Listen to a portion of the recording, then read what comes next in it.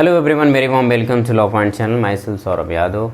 I hope you have understand all the questions which we have discussed in previous lectures, and now we are going to discuss more questions which is remaining. And just I highlighted some more points before starting this session. So friends are my learned, my dear students. When you are studying, just you are preparing for CUT UG, and someone you are preparing for CUT PG, and some students who are preparing for the different universities examination for your law like BLLB, LLB. ठीक. So just you find out those question papers which is next year, before 1 year or 2 years, which is related to your law field, and find out which types of questions are asked in this particular question papers, and also you just guess what is the label of the questions, and just you find out sequencing of the questions, chapters of the questions. So this is your assessment process. If you are when in this process, just you think you can suppose yourself, or you can assume today you are selected, but you have to a proper and a best assessment for these questions. Some students are saying multiple times, sir, I have completed 10-year question paper, but you are assessing all these questions one by one. You are solving this. If you are truly solving this, then no one can stop your selection in CUT UG, CUT PG, CLAT, whatever you want to achieve. Just it's a fact. It's a very true fact. It's not any like boastful statement. No, if you have ability, if you have capability, then you can do it. Otherwise, anyone if provides such types of discussion, you go for them and just you understand. If you not understand, just you go for other. So if you are not doing so you are go for your question papers. आ रही बात समझ में? तो इस तरीके से आप क्या कर सकते हैं, आप अपने पेपर का असेसमेंट के साथ साथ अपना भी आप मूल्यांकन कर पाएंगे भाई कि मुझे अभी कितनी तैयारी करनी। ये पेपर कराने का मतलब बस इतने ही कि एनटीए जो 2021 में पेपर कराया, क्योंकि एनटीए इस बार भी करा रहा है, तो उसके पास क्वेश्चंस जो हैं उनके नेचर कैसे हैं, फिर सिर्फ आप इतना समझ लीजिए, फिर उसके बाद आपका कोई दिक्कत होने वाली। जब आप 2022 का पेपर देख के निकलेंगे, फिर मैं आपको वो पेपर कराते हुए ये बात बताऊंगा, भाई हमने 2020 के, 21 के, 19 के पेपर जब आपसे करा रहे थे तो हमने ये बातें रखी थी। फिर आपको उस समय आपको रियलाइज़ होगा। फिलहाल और एक बात और है कि जब भी आप वीडियो देखें, पूरी देखें, और वीडियो देखते समय आप जब भी खाली रहें तब देखें। ठीक, ऐसा नहीं कि आप वीडियो चालू कर दिए और कुछ और काम कर रहे हैं, ऐसा कभी नहीं करना भाई। एक साथ दो काम कभी नहीं करना। आज नहीं देख रहे हैं, 5 दिन बाद देखिए, 10 दिन बाद देखिए, लेकिन जब भी कोई काम करिए पूरा 100% उसमें एफर्ट दीजिए, अदरवाइज उसका कोई मीनिंग नहीं निकलने वाला। फिलहाल आज के क्वेश्चन की तरफ हम लोग बढ़ते हैं। हमने कल तक 25 क्वेश्चन कर लिए थे, है ना। आज हम लोग जल्दी करेंगे 26 नंबर का जो क्वेश्चन पूछा गया आपके एग्जाम में। ठीक बात है, ज़रा इसको हम लोग गायब कर लेते हैं, है ना। आप सभी को पता है कि हम लोग BHU BLLB का 2021 का पेपर हल कर रहे हैं। ठीक, तो इसमें आप जो बच्चे जिन्होंने ग्रेजुएशन कर लिया वो भी अपना दमखम देख लें, कितना आपको प्रिपेयर है, कितना आप तैयार जानते हैं। ठीक, और आप क्वेश्चन का भी असेसमेंट कर लें, आपका जो BHU LLB का पूछा गया और इसमें कितना अंतर है, आप खुद असेसमेंट कर पाएंगे। सर अंतर नाम की कोई चीज़ नहीं। ठीक, बस ये होता है कि आप भी देखते होंगे जो BA LLB के बच्चे पास होते हैं, आते हैं, या जो भी LLB करने वाले आते हैं, उनके IQ लेवल में थोड़ा सा डिफरेंस होता है। क्या चीज़? मेच्योरिटी के लेकर। बाकी उनका शार्प दिमाग दोनों का होता है। जो लोग सेलेक्ट होते हैं, चाहे वो LLB में सेलेक्ट हो, चाहे वो BLLB, बस थोड़ा सा डिफरेंस मेच्योरिटी को लेवल का हो जाता है। जो ग्रेजुएट वाले थोड़ा सा मेच्योर ज़्यादा होते हैं, जो इंटर पास होते हैं उनमें मेच्योरिटी कम होती है, बस इतने अंतर होता है, बाकी कोई अंतर उनमें नहीं होता उनके IQ को लेकर। ठीक, तो जो ज़्यादा मेच्योर होता है वो ज़्यादा अच्छे तरीके से अपना इम्प्लीमेंटेशन कर पाए। जैसे पंक्चुअलिटी की बात हुई, डिटर्मिनेशन की बात हुई, तो उसमें वो थोड़ा आगे निकल जाते हैं। और जहाँ इंटर वाले बच्चों की बात हुई, थोड़ा सा वो अभी इंटर पास करके आए हैं, सब बच्चों की बात नहीं हो रही। कुछ ऐसे बच्चे होते हैं जो हमेशा सीरियस रहते हैं, उनकी बात नहीं हो रही। फिलहाल हमारा क्या है भाई, character the digit at the face opposite to the face of having digit 6। ये आपका रीजनिंग से सवाल आया हुआ 26 नंबर का। इसमें आप ऑप्शन कौन सा मारेंगे? ऑप्शन 1 सही है। ठीक, आपने पासा देखा होगा, उसको स्टैंडर्डाइज आपने पढ़ा है, तो आप इसको देख लीजिएगा, ये सवाल उसी से छोटा सा सवाल है। अगला है भाई 27 नंबर का सवाल है, जरा देखो क्या पूछ रहा है। कह रहा है कि कालाहारी डिजर्ट इज लोकेटेड, बहुत फेमस क्वेश्चन है कालाहारी डिजर्ट, ठीक, सभी को पता है साउथ अफ्रीका का जो सहारा मरुस्थल है वहाँ पे, ठीक, तो ऑप्शन इसमें 4 सही है। अगला सवाल करते हैं 28 नंबर का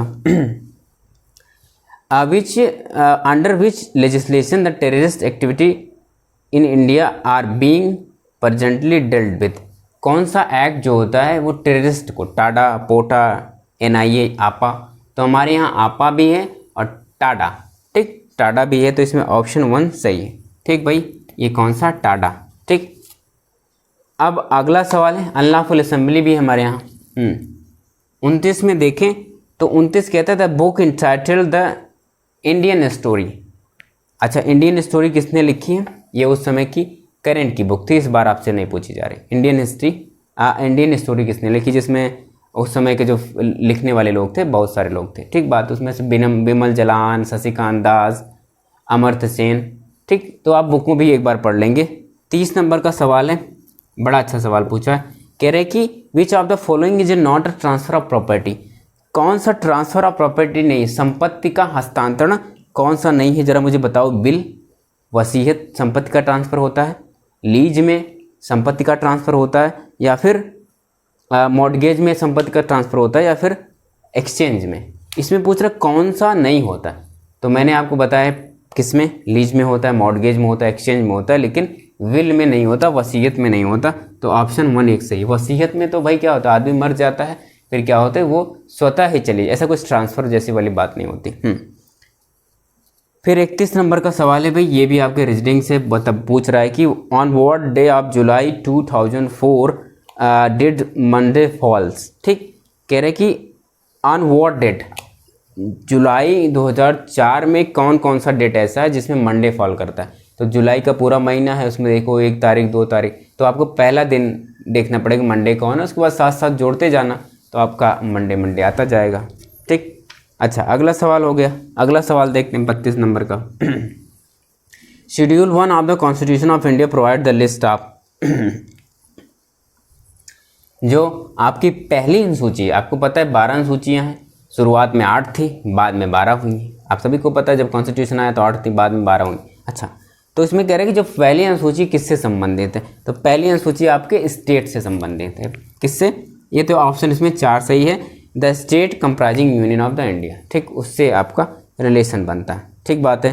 फिर इसमें भाई कि अगला सवाल आपका 33 नंबर का मैथ से है, ठीक, मैथ से में बेसिक ही पूछा है कि what will be the value of true discount of 930 रुपये ड्यू टू 3 ईयर हैंस 8%, कह रहे हैं कि 8% का अगर हम लोग डिस्काउंट दें तो 3 साल में कितना डिस्काउंट दे पाएंगे, तो लगभग 280 रुपये, ऑप्शन ए सही है, ठीक बात है, इसको हल करिएगा। अगला सवाल देखिए, आपको PDF मिल जाएगी चैनल के, आप देखिए PDF आप कहाँ पाएंगे, इसी के जो इसमें होता है ना, जो डिस्क्रिप्शन बॉक्स जिसको बोलते हैं, नीचे एक लिंक दे रही है टेलीग्राम का, उस पर जाकर सर्च करेंगे तो वहाँ आपको ये अपलोड मिलेगी, ठीक, इसका क्वेश्चन पेपर। अच्छा, फिर सवाल है कि price of articles in first increase by 20%, but later on it's was declare 20%, and what is the net percentage change in the final price of article. भाई ये सवाल बड़ा अच्छा आता है, बार बार आता है, कह रहे कि किसी वस्तु की प्राइस पहले 20% बढ़ा देते हैं, फिर उसको 20% घटा देते हैं, तो बताओ ओरिजिनल कितना फ़ायदा हुआ। आप मुझे बताओ, आप 100 रुपये की कोई चीज़ लेते हो, पहले 120 रुपये में उसको बेचते हो, फिर उसको बाद में घटा देते हो 20%, तो देखो अब इसका 20% घटाओगे तो 12 दूना 24, ठीक, तो ये 96 हो जाएगा, ठीक। यहाँ देखो अब 20% आपको निकालना हमने बताया था भाई, 20% कैसे निकालते, तो यहाँ दशमलव लगा दो, यहाँ दशमलव लगा दो, ये 10% का वैल्यू आ जाता है ना, आप सभी को शायद याद हो, मैंने आपको इससे पहले बताया, तो ये 10%। अब जब 10% का वैल्यू 12 है तो 20% का 24 हो जाएगा, तो 120 में 24 घटाओ तो 96 हो गया। अब देखो 100 का 20% बढ़ाओ तो 10% 10 है तो 20% कितना हो जाएगा, 20, तो 100 का 120 हो गया, ठीक बात है। तो इसमें ऑप्शन कितना हो जाएगा भाई, 4% डिक्रीज हो गया। अगर देखो यहाँ से देखो, ये 100 था, अब 96 हो गए, तो कितना हुआ, 4% का डिक्रीज हो गया है, तो 3 का चौथा सही है। आपको समझ में नहीं आएगा तो मुझे बता देंगे। अच्छा तीसरा लिख के गया 3%, सो तीसरा जो है इसका सही है। क्लियर बात, आप इसको मिलाते चलेंगे। अगला सवाल है आपका, फिर आपका डायरेक्शन वाला सवाल, बड़ा अच्छा सवाल है। ठीक, देखो ये डायरेक्शन वाला सवाल, ठीक दिख रहा है। अच्छा इसमें देखना, ये बड़ा अच्छा सवाल है, इसको आप मैं आपका इसको आंसर बता दे रहा हूँ अदरवाइज वीडियो थोड़ी बड़ी हो जाती है। तो ऑप्शन 3 सही है। कोई पहले नॉर्थ साउथ जाता है, फिर साउथ वेस्ट जाता है, फिर ईस्ट वेस्ट जाता है, इस तरीके से। अच्छा डायरेक्शन वाले क्वेश्चन कैसे करेंगे, देखो आप ऐसे एक फिगर बनाएंगे, इसको बोलते हैं पूर्व, इसको बोलते हैं पश्चिम, इसको बोलते हैं उत्तर, इसको बोलते हैं। तो इसमें नमिता है, सबसे पहले कहाँ जा रही है, 30 kilometre in north and west. ठीक, तो देखो नॉर्थ, इसको नॉर्थ बोलते हैं। ठीक, नॉर्थ साउथ ईस्ट वेस्ट, तो कहाँ जा रही भाई वो 30 kilometre in north and west, तो यहाँ जा रही है। ठीक, 30 किलोमीटर गई। अच्छा फिर वहाँ से वो क्या हुआ है direction, and then 30 kilometre in south west, फिर यहीं से वो साउथ वेस्ट में आ रही, यहाँ से फिर ये 30 किलोमीटर आ गई। ठीक, फिर वहाँ से 30 किलोमीटर साउथ ईस्ट, फिर यहाँ से भाई वो साउथ ईस्ट आई है। ठीक, फिर वो फाइनली अपने घर की तरफ मुड़ गई, यहाँ देखो, फिर वो अपने घर की तरफ मुड़ गई, यहाँ 30 किलोमीटर चली, ऐसे। ठीक, तो अब ये पूछ रहा है कि किस डायरेक्शन में, ज़रा बताओ अब ये किस डायरेक्शन में है। ये नमिता यहाँ से जा रही है, तो ये देखो नॉर्थ और ईस्ट में। ठीक, तो इसमें ऑप्शन कौन सा सही है, ऑप्शन 3 सही है। अगले सवाल की तरफ बढ़ते हैं। आपका 36 नंबर का सवाल क्या है। अच्छा इसमें सवाल है कि वाइल बी वॉज स्लीपिंग, आपके IPC से सवाल रखा गया है, जो अब उसको हम लोग पढ़ते हैं क्या फैक्ट। एसर्शन ये है कि while B was in sleeping, जो बी जब सो रहा था पूरे अच्छे तरीके से, डीप स्लीप बोल रहा है, अच्छी गहरी नींद में सो रहा था। तो A having a revolver in his hand and pointing it towards B, remove valuable things from B's bodies, A committed the offence of extortion. B गहरी नींद में सो रहा था, ए नाम का कोई आदमी आया, रिवॉल्वर निकाला और उसको उसकी तरफ ऐसे करके बाकी उसके सारे सामान छीन लिए। तो अब बता रहे हैं कि वो उसने एक्सटॉर्शन किया है कि नहीं। तो पुटिंग अब ये रीजन ये दे रहा है कि putting a person in a fear of injury and thereby the dishonestly inducing the person put in fear of deliver the valuable commits the offence of extortion. तो कह रहा है कि उस आदमी को हम लोग डिसऑनेस्टली इंजरी कर रहे हैं, इसलिए क्या कर रहे हैं, ये क्या एक्सटॉर्शन है। ठीक, तो आपको पूछ रहा है कि इसमें से आपको करेक्ट ऑप्शन चूज करना है। तो एक्सटॉर्शन होने के लिए आदमी को भयभीत करना पड़ता है सामने वाले को। तो इसमें देखो वो आदमी सो रहा है, ठीक, उसको पता ही नहीं। अब आप सोते हुए आदमी जो डीप स्लीप में है और उसको बंदूक दिखाओ, कुछ भी दिखाओ, उसके लिए कुछ मायने नहीं रखता। तो इसमें हम लोग ये नहीं कहेंगे कि, हम ये कहेंगे कि दोनों ही क्या हैं, सही हैं, लेकिन एक दूसरे का सही से एक्सप्लेनेशन नहीं करते हैं। ठीक, तो ऑप्शन ए इसमें सही होगा। क्लियर बात है। आ रही बात, एक्सटॉर्शन में क्या होता है, आप जब सामने वालों को भयभीत करके उससे छीन लेते हैं कोई सामान, ठीक, उसको हम लोग एक्सटॉर्शन बोलते हैं। ठीक, उद्यापन बोलते हैं। अगला सवाल आपके स्क्रीन तो आपके सवाल से मैथ से रिलेटेड है, जो आपके प्रॉफिट लॉस वाले से चैप्टर से रिलेट करता है। इसमें देखो ये लीगल एसर्शन मैथ को भी बनाया गया है। एसर्शन कह रहा है कि फ्रॉम अर्न्स 100/3%, कह रहा है कि अगर राम 100/3% गेन करता है तो उसको श्याम को लॉस 25% हो जाता है। राम इतना गेन करता है तो श्याम को 25% लॉस हो जाता है। तो इसमें क्या लॉजिक कुछ है। फिर कह रहा है कि अब एक फार्मूला होता है, कह रहा है कि रीजन दिया रखा है कि इफ़ ए इज R%, अगर ए जो है R% मोर देन बी, अगर ए नाम का कोई व्यक्ति ज़्यादा पाता है बी से R%, then B is less than. तो फार्मूला होता है भाई कि अगर ए जानते हो ए R% क्या पा रहा है बी से ज़्यादा, तो बी लेस देन कितना होगा। तो बी लेस देन एक फार्मूला बनता है, इसको हम लोग लिखते हैं R/100 + 100 + R × 100, ये फार्मूला बनता है।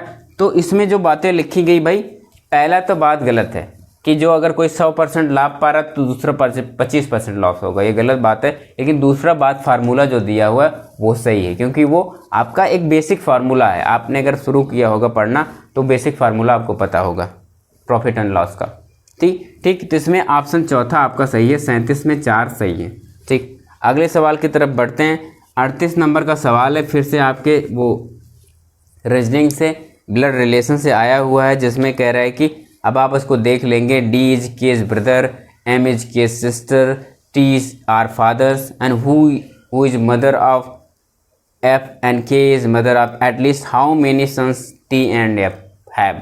ये पूछ रहा सवाल। अगर हम इसको लोग करेंगे तो वीडियो जो बड़ी लंबी हो जाती हैं, तो इसको आप कर लीजिएगा। अगर नहीं आता है तो फिर मैं आपको बता दूंगा, ठीक। हालांकि मैं आपको सही आंसर बता दूं तो ये 38 नंबर का आंसर 2 सही है। 38 नंबर का आंसर 2 सही है। क्लियर बात है। देखो यही है सवाल,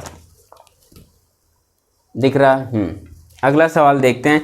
अगला सवाल आपसे साइंस से पूछा हुआ है कि पूछ रहा है कि वॉशिंग सोडा कौन सा होता है, धोने वाला, जो कपड़ा धोने वाला सोडा कौन सा होता है, तो इसको हम लोग बोलते हैं सोडियम बाइकार्बोनेट, ठीक। तो इसमें ऑप्शन 3 सही है। कौन सा 3 सही है? ऑप्शन 39 में 3 सही है। फिर आपका ह्यूमन इंडेक्स आया, 40 नंबर का क्वेश्चन आया कि आप HDI का मतलब क्या समझते हैं, ह्यूमन डेवलपमेंट इंडेक्स से क्या समझते हैं। इसमें ऑप्शन दे रखा है तो मैं आपको बताऊं, इसमें ऑप्शन 3 सही है। कौन सा सही है? 3। ह्यूमन डेवलपमेंट इंडेक्स में क्या क्या देखा जाता है? हेल्थ, एजुकेशंस और आपके न्यूट्रिशंस जो हैं कैसे हैं, ये इन 3 चीज़ों पर आप पूरी चर्चा की जाती है, पूरा देख तक के तभी ह्यूमन इंडेक्स बनाया जाता है, ह्यूमन डेवलपमेंट इंडेक्स। अगला सवाल आपका है, बड़ा ही फेमस सवाल है, कई बार पूछा गया आपके सवाल में, मतलब आपके एग्जाम्स में। कह रहे doctrine of basic structure was propounded by the Supreme Court in which case.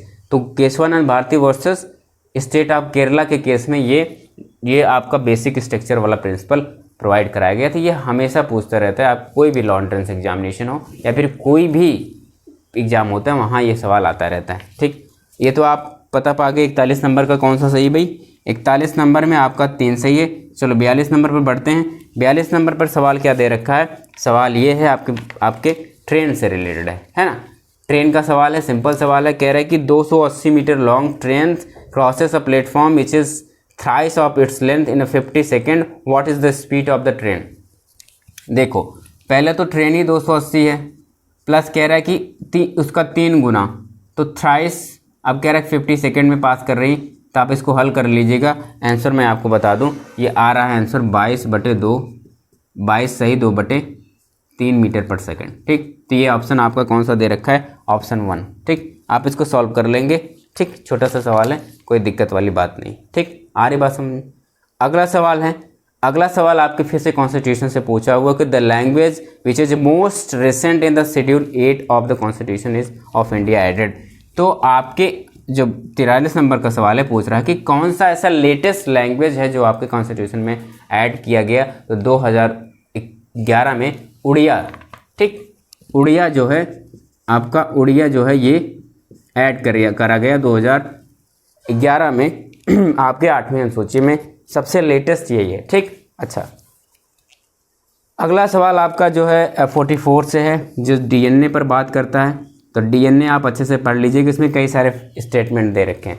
तो DNA क्या क्या करता है उस पर सवाल है, आप उसको देख लीजिए। अगला सवाल आपके फिर से कॉन्स्टिट्यूशन पर देख रखा है, आपके आर्टिकल 20 से रिलेटेड है कि एक्स पोस्ट फैक्टो लॉ का क्या मतलब समझते हैं। एक्स पोस्ट फैक्टो का आप क्या मतलब समझते हैं? Act done by prospectively, act done by retrospectively. तो आप जो भी एक्ट डन बाय रेट्रोस्पेक्टिवली होता है उसको हम लोग बोलते हैं क्या? ये आपका क्या है? एक्स पोस्ट फैक्टो लॉ होता है। तो इसका मतलब 45 में आपका ऑप्शन 2 सही है, ठीक बात है। इसको बोलते हैं, इसका मतलब है कि जो भूतपूर्व लॉ हैं वो किसी पर लागू नहीं होंगे। मतलब अगर आदमी कोई आज ऑफेंस करता है, किसी एक्ट में लिखा नहीं है, तो वो ऑफेंस नहीं माना जाएगा। जिस दिन वो ऑफेंस करेगा, अगर उस दिन कोई लॉ अप्लीकेबल है, उसी लॉ से उसको हम लोग क्या करेंगे? पनिश करेंगे। फिर आपका एक बॉक्स वाला सवाल रीजनिंग का आता है भाई, पूछता है कि इसमें आपको क्या करना है बताओ। कह रहा है कि कोई चिकन खाता है, कोई चिकन नहीं खाता है, कोई फिश खाता है, कोई फिश नहीं खाता है, कुछ लोग फिश खाते हैं। तो एक ऐसा लोग है जो शाकाहारी है, तो एक गोला बनाना पड़ता है। देखो इस तरीके से आपको ये मैनेज करना पड़ता है, जितने लोग चिकन खाते हैं उनको मिला दो, जो नहीं खाता उसको अलग रखो। तो इसमें कहते हैं कि बताओ सबसे अप्रोप्रिएट कौन सा है। अगर आपको दिया जाए रिप्रेजेंट करने के लिए तो आप सबसे अच्छा चूज कौन करेंगे? तो इसमें देखो 46 में ऑप्शन 1 सही है, ठीक। तो ये वाला ऑप्शन सही है, क्लियर बात है। अगला सवाल फिर आपसे मैक्सिम से ही है, आप इसको कॉन्स्टिट्यूशन का क्वेश्चन करें। अल्ट्रा वायरस का क्या मतलब होता है? पूछा है कि the term ultra vires means beyond the power ultra vires रेज या विद इन द कॉम्पिटेंस या नो लीगल इफेक्ट, तो इसका मतलब है बियॉन्ड द पावर, तो इसका 1 ऑप्शन सही है। क्लियर बात है सभी को, ये समझ में आ गया। अच्छा, ये आपका 47 हो गया। 48 नंबर के क्वेश्चन को देखते हैं हम लोग। 48 नंबर पे क्या पूछा है कि which of the following statement about Janani Shishu Suraksha कल्याण कार्यक्रम इज आर करेक्ट। ये आपका करंट का सवाल है कि जननी सुरक्षा शिशु सुरक्षा कार्यक्रम जो है क्या प्रोवाइड कराता है। इसका सही करेक्ट ऑप्शन 4 है कि only pregnant womens are entitled for the free drugs and consumable and pregnant women are to be provided free transport from home to in institutions. तो ये महिलाओं जो प्रेग्नेंट वुमेन थी उनके लिए ये योजना लाई गई थी कि उनको मैक्सिमम बेनिफिट दिया जाए उनकी प्रेगनेंसी के दौरान। तो ये ऑप्शन 4 इसमें सही है। आपका 48 का सवाल हो गया, ये आपके करंट से था। आपका 49 का सवाल हम लोग देखें तो आपके ये स्टेटमेंट से रिलेटेड है, जो आपका भाई किससे रिलेटेड है, आपके आईपीसी के सेक्शन 84 से रिलेटेड है। अनसाउंड माइंड की बात कर रहा है। जरा देखो कहानी क्या है। एसर्शन कर रहा है कि वन डार्क नाइट, एक रात का दिन है, उस दिन क्या हुआ, ए मेकिंग एन अनयूजुअल साउंड। ठीक है, अच्छा ये आपका रिलेटेड है अनयूजुअल साउंड से। कह रहा है कि एक डार्क नाइट है एक दिन और ए नाम का कोई व्यक्ति अनयूजुअल साउंड्स निकालता है। Jumped all of the sudden in front of a young girls B. तो वो अलग अलग प्रकार का साउंड निकालता है ना, तो और तुरंत ही जंप कर जाता है गर्ल्स के सामने, जो क्या है एक यंग गर्ल्स है, बी नाम की है। And due to which B becomes unconscious, और जिसके चलते बी अनकॉन्शियस हो जाती है for the 10 minutes and become normal afterward. और 10 सेकेंड के लिए वो 10 मिनट के लिए वो अनकॉन्शियस हो जाती है, फिर उसके बाद क्या होती है, वो फिर से सही हो जाती है। तो कह रहा है कि ए विल नॉट लाइबल, क्या ए लाइबल नहीं होगा। अच्छा, अब रीजन ये है कि वॉलंटरी कॉजिंग इन्फर्मिटी, जब जानबूझकर आप इन्फर्मिटी कॉज करते हैं, amount to hurt and it is an offence under the Indian Penal Code. अब देखो इसमें लिखा है voluntary causing infirmity amount to hurt. अगर आप किसी को थोड़ा भी पेन पहुंचाते हैं जानबूझकर, उसको हम लोग क्या बोलते हैं, हर्ट बोलते हैं। तो ये प्रिंसिपल लिख कर रखा है और उसमें ऑप्शन में ये दे रखा है जो शुरुआत में दे रखा है। तो देखो बताओ मुझे कौन सा ऑप्शन सही होगा। तो देखो इसमें दोनों ही क्या हैं, दोनों ही स्टेटमेंट आप कहें दोनों स्टेटमेंट सही हैं, लेकिन ये क्या करता है कि एक दूसरे को एक्सप्लेन नहीं करता। ठीक, पहला ऑप्शन देखो भाई, पहला ऑप्शन कह रहा है कि एक डार्क नाइट है और एक आदमी है, एक ए नाम का कोई लड़का है जो अलग अलग टाइप्स की आवाज़ निकाल रहा है और अचानक उसके सामने कूद जाता है और उससे क्या होती है, वो लड़की डर जाती है और 10 मिनट के लिए अनकॉन्शियस रहती है, उसके बाद उसको होश आता है। तो इसको हम लोग क्या बोलते हैं, इसको हर्ट बोलते हैं। ठीक, तो उसको हम लोग लाइबल ठहराएंगे। तो पहली बात तो उसको हम लोग लाइबल ठहराएंगे, क्या करेंगे, लाइबल ठहराएंगे। तो पहला ऑप्शन गलत हो गया और दूसरा ऑप्शन सही है, तो इसलिए हम लोग चौथा यूज करेंगे, है ना। अब ये कौन सा है आपका ऑप्शन 4। तो पहली बात तो उसको लाइबल ठहराएंगे हर्ट के लिए, क्योंकि वो जानबूझकर ऐसा किया ना, तो वो लड़की 10 मिनट के लिए अनकॉन्शियस हो गई थी, तो उसमें हम लोग क्या करेंगे, उसको हर्ट के लिए पनिश करेंगे। ठीक बात है। और ये दूसरा जो रीजन दिया है सही बात दिया हुआ, तो ये आपका 49 हो गया। अच्छा 50 की तरफ बढ़ते हैं। 50 आपका कौन सा है, आपका कोडिंग वाला है भाई, कोडिंग है आपका 50 सवाल है, 50 नंबर का कोडिंग है। ठीक, जरा इसमें देखो ऐसे लिख कर रहता है मैन इज ओल्ड, और इसका कुछ कोडिंग दिया रहेगा 256। फिर ऐसे लिखा रहेगा ओल्ड इज गोल्ड। ठीक, ओल्ड इज गोल्ड लिखा रहेगा, फिर इसको ऐसे ऑप्शन में दे रखा रहेगा 657।